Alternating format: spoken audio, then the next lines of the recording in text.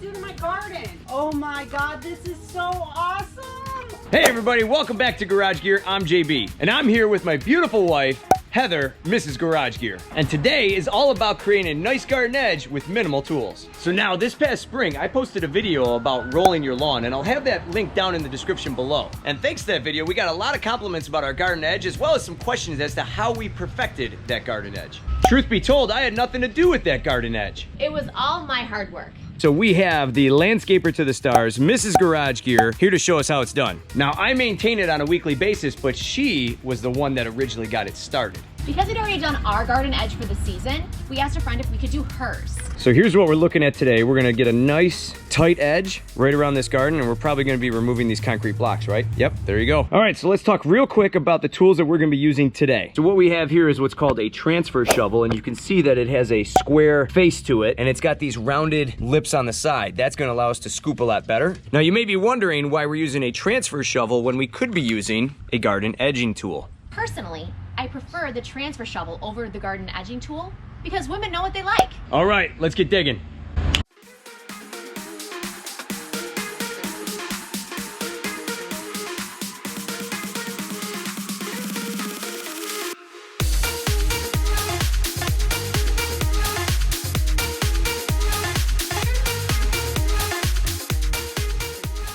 While Heather's hard at work here, it rained 1.5 inches in the last 2 days. These trenches here are full of water, so we're kind of working around that as we go.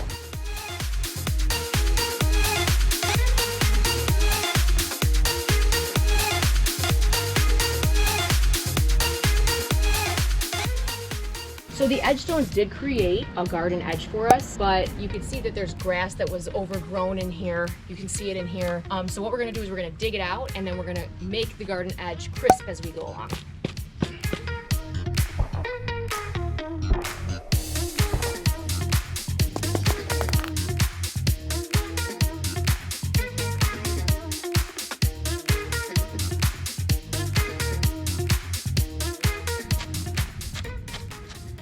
So you're breaking up this dirt here just so that way you can spread it back into the garden easily. And pull out the weeds easier too.